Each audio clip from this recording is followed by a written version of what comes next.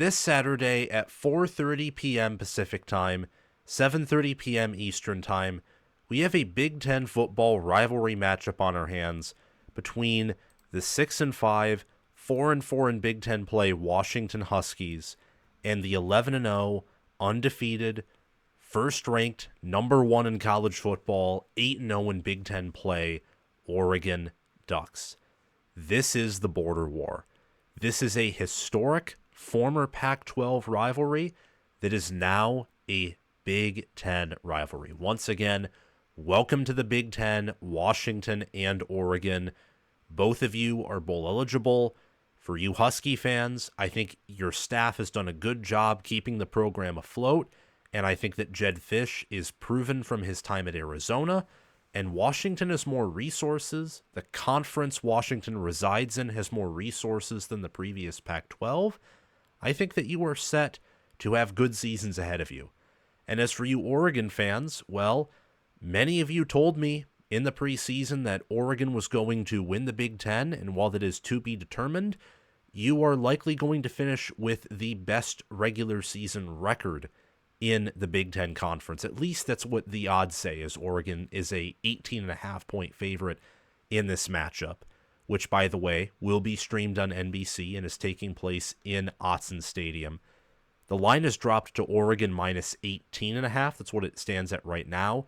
And the Ducks are given an 88.8% chance to win this game per FPI. Overall, both teams have performed ahead of my preseason expectations. So kudos to you Husky fans and you Duck fans. Again, welcome to the Big Ten.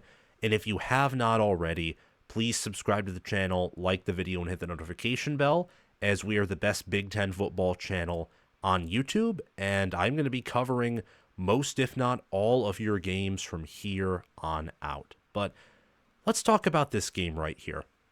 The border war between two programs who are very proud. Washington, historically, they've won national championships. They've controlled the Pac-12, Pac-10, Pac-8, its previous iterations at multiple points in history.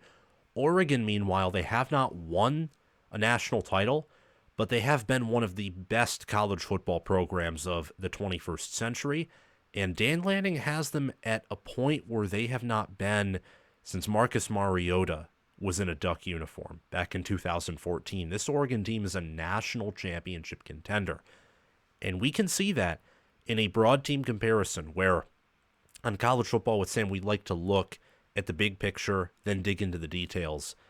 The power ratings are saying that Oregon is close to 3 touchdowns, if not more, better than the Huskies. FPI thinks that Oregon will win this game by about 18.3 points. S&P Plus thinks Oregon will win by about 25.9 points. This is simply taking the difference in power ratings between Oregon and Washington and then adding anywhere from 3 points or maybe more in home field advantage for Oregon because Autzen Stadium is very loud. And according to my potential power index, Oregon should win this game by about 24.7 points. So the Ducks consistently throughout the year have been one of the better teams in the country. They started off very slow, but if you look at how far they dropped, they dropped big time in power ratings from the preseason to week 1 because of that Idaho game, dropped even further due to the Boise State game. Ever since then, they've been trending up, albeit very slowly, but right now they're third in S&P Plus, poised to take that number 2 spot. Could take the number 1 spot if they beat Ohio State in the Big Ten Championship game, assuming, of course, that OSU beats Michigan, which is going to happen. And in FPI, they're inside the top 10 now, and they're well on their way to being inside the top 5, in my opinion. This is a very good team. I don't know if it's as good as the 2023 Oregon team, but they've certainly played a tougher schedule. They're more battle-tested than the 2023 team, and I think especially along the defensive line, they're more physical than the 2023 team. And the 2023 team was very, very good. They just ran into what was an underrated freight train in the 2023 Washington Huskies. This Washington Husky team is nowhere near the 2022 and 2023 teams. Maybe in the fact that they have good wide receivers, they are, and a pro-style quarterback, but outside of that, they're very different. In fact, there are only 2 current starters, maybe more, but there were only 2 returning starters from the 2023 squad that is playing in the 2024 Washington Husky squad. You look at how these teams have done with their schedules. Washington is a negative 0.013 points per play margin. That means per every one of their plays, compared to every one of their opponents' plays, Washington scores 0.013 fewer points. As for Oregon, they score 0.274 more points per one of their plays compared to one of their opponents' plays. So on an average play-per-play basis, they're kind of dominating and beating their opponents left and right. In terms of expected points added, Oregon's performing about where you'd expect, 0.223. They're driving down the field at a better rate than their opponents, and they have a better stoppage rate than their opponents do on defense. Meanwhile, for Washington, that expected points added margin is a lot higher than their actual points per play margin. And that's because Washington, they don't finish in the red zone. They turn it over. They settle for a field goal. They might miss said field goal. They rarely allow their opponents to score touchdowns, or they rarely score touchdowns. And while they do an okay job on defense, their defense is also inconsistent, same as their offense. So the Ducks, they've been consistent. They execute at a high level. They're one of college football's best teams. Washington sometimes shows signs of being a really good or great team, but overall they're very consistent. They're not the same type of team that Oregon is. And when you look at strength of schedule, Washington's played the 19th toughest strength of schedule. They're 51st in game control, 49th in efficiency. Oregon isn't as battle-tested per strength of schedule, although they did play Ohio State, who's the number 1 team almost unanimously in power ratings. FPI still has Texas ahead, just barely. S&P Plus, My Potential Power Index, and other power ratings have Ohio State by quite a decent margin as the number 1 team in college football. Though, My Potential Power Ratings do have Oregon at number 2, and they're not far away enough to the point where they can't jump OSU after the Big Ten championship game, which Oregon is a lock to make. So congratulations to the Ducks on that. But the Ducks are 4th in game control. They're 6th in efficiency, and both of those things are strength of schedule adjusted. So even with the tougher strength of schedule, Oregon's the better team. They're top 10 easily. I'd say easily top 5 as well, and there's a strong argument for them to be the best team in the country. In strength of record, it's the only argument. Oregon should be the number 1 team no matter what in strength of record, but even in power ratings, they have a very, very strong argument to be number 1, because if you factor out those Boise State and Idaho games, which happened when Oregon was essentially resting their key players, you factor those out, Oregon is still probably number 1, or at least unanimously a top 2 or 3 team in power ratings. But those games factor into power ratings, so they're pressing down on what I would say is Oregon's present resume, their present style of play. This is a rivalry game. And on every given Saturday, there is a high probability that chaos will occur, that a game will turn out in a way that the odds makers did not predict. So the critical matchup in the Oregon versus Washington game, the way in which chaos can flourish, where Washington can win, or the manner in which Oregon will dominate, where the tables will be flipped on my previous statement, is Washington's pass blocking against Oregon's pass rush. I think that's the matchup right there. You could also take it as trench play on trench play and everything that's factored in that, whether it's pass blocking, whether it is running the football against Oregon's defensive front. Will Rogers has been a good quarterback when he's not under pressure. He's been a pretty bad quarterback when under pressure. And yes, all quarterbacks get worse when they are under pressure compared to when they are not. But this is especially the case with Will Rogers. Makes sense. He's a pro-style quarterback. He does not have the legs, the wiggle room to be able to escape pressure very easily. Although I do think that I think DeMond Williams Jr. might be starting in this game. I'm I'm unsure of that, but I think I read a report somewhere to where he will start. But I'm factoring that in here in this matchup too, because Washington has used him a lot in games, not just to run the football and either wildcat quarterback or zone read QB, but also to throw passes and really get him some critical experience in games, whether big or small. So it's Washington's pass protection unit. The Huskies this year have a sack percentage of 6.07%, which is 65th. That is in passing defense. Oregon is a 6.95 sack percentage, which is 46th. Oregon averages 2.3 sacks per game. That's 45th. You look at both of these pass protection units here. The Huskies, they have a sack percentage of 6.2%. That's 65th. They allow 2.2 sacks per game. Oregon has a sack percentage of 2.82%. That's 7th. They only allow 0.9 sacks per game. The longer the season's gone on, the more this pass protection unit looks like last year's, which was absolutely unstoppable. In running the football, Washington only averages 4.3 yards per carry and 134.5 yards per game. Oregon averages 4.9 yards per carry and 172.3 yards per game. And in rushing defense, just like offensive pass protection, there's a huge difference as well. Oregon only allows opponents to average 4 yards per carry and 125.7 yards per game. And they faced Ashton Jeanty, Travion Henderson, Quinshon Judkins, Michigan's rushing offense. They have faced Roman Hemby, and many other units as well. They faced Wisconsin's rushing offense and did a pretty good job against them, or at least an all right job. You look at Washington, they've allowed opponents to average 4.3 yards per carry and 152 rushing yards per game. So that's the matchup right here. If Washington can run the football and pass block at a high level in this game, give their quarterback time to throw, progress through his reads, make him comfortable, then Washington is a very good chance here to make this close and a good enough chance to pull off the upset.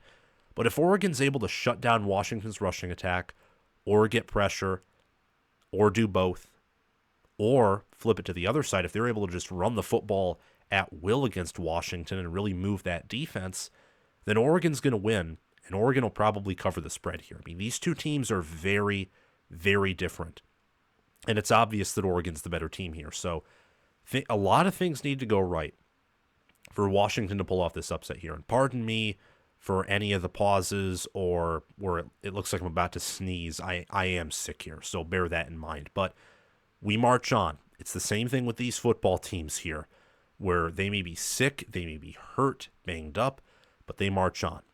Washington's going to put up a fight here. Oregon's going to want to pour out some revenge from the previous 3 years where Washington has, well, played them close in 21, but really beat them in 22, beat them twice last season, ended Oregon's national championship in college football playoff hopes. The Ducks are better at every position on offense. Dylan Gabriel is better than Will Rogers and Damon Williams Jr. His offensive line, especially the tackles, Josh Connerly Jr. and Johnny Cornelius, are better than Washington's offensive line. Oregon's receivers, even with Tez Johnson out, are better than Washington's. Denzel Boston, Giles Jackson are good, but I think that Evan Stewart, Tez Johnson, Trayshawn Holden, Justice Lowe, I think they're some of the best of the best. Patrick Herbert, Kenyon Sadiq, Terrence Ferguson, they are better than Kaliki Latu and Decker DeGraff, who are some of the best in the nation, but again, Oregon just a step ahead there. And Jonah Coleman, I really like him at running back, one of the better backs in the Big Ten. He has 1,008 rushing yards, 9 touchdowns. Jordan James, though, 1,067 rushing yards, 11 touchdowns, and his backup Noah Whittington is pretty damn good. So I'd give Oregon the edge on offense. You look defensively, I would give them the edge there as well. The Ducks on defense this year, they are only allowing, just look at these stats here, 15.9 points per game, 8th, 0.245 opponent points per play, only allowing 4.5 opponent yards per play.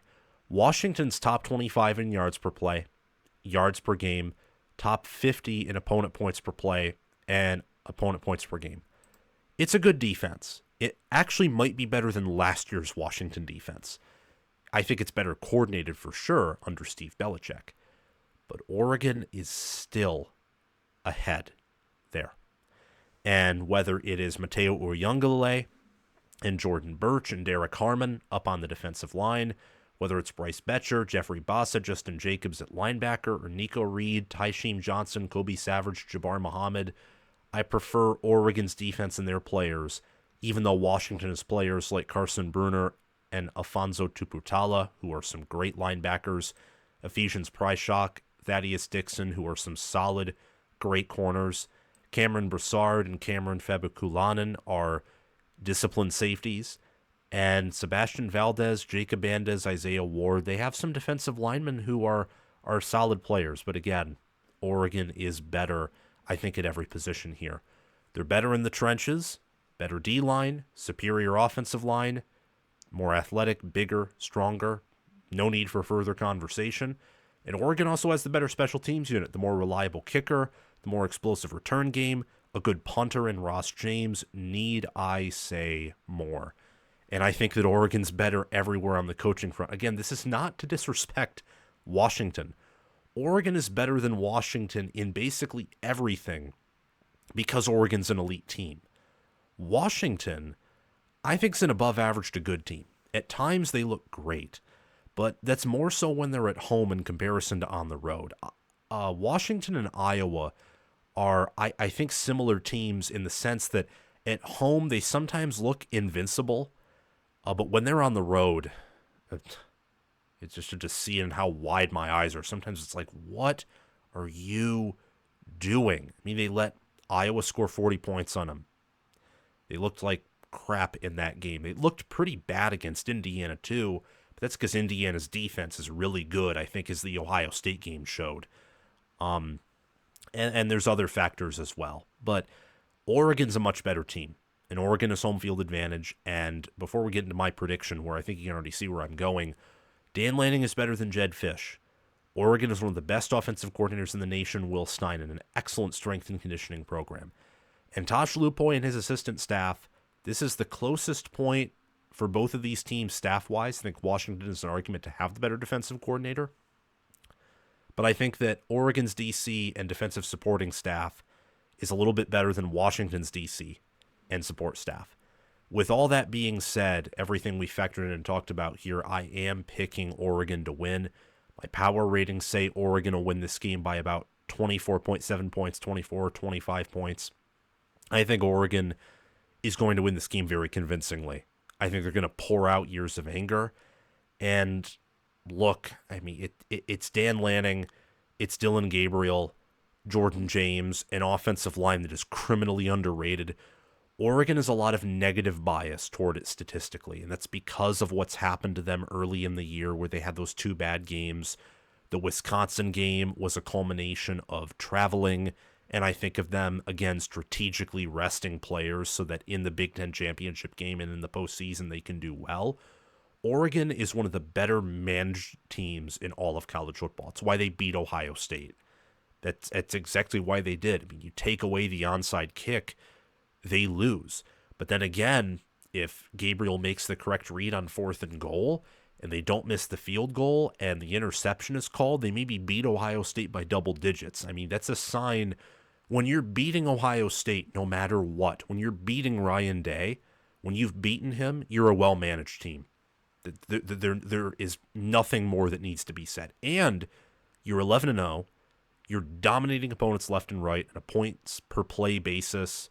You're killing them efficiency-wise, and you have a top 10, top 5 talent roster and a wonderful assistant staff. I mean, Washington one day may get there, or close. It's a pretty high level to get to, though. But Oregon is there right now. So I think, rivalry game or not, they're the much better team. There's no matchup advantage that Washington has that I know of, so therefore I'm going Oregon to win, and win big 45-13. Thank you all so much for watching. Remember to like, subscribe, hit the notification bell, and comment your thoughts down below. Thanks to Crash248, Brasco Rascal, Connor Lillowage for being Heisman members. Thanks to Chris Slane, Ismar, and Tyler Nye for being All-American members. And John Lynn, Roaming Gnome, Matthew Sale, Austin Christmas, Josh Jorgensen, and Will Loftus for being all conference members. Have a great day, everyone. Make sure to check out my merchandise store, Patreon page, and Discord server via the link in the description or down below in the pinned comment. Have a great day, everyone. Go Huskies and go Ducks.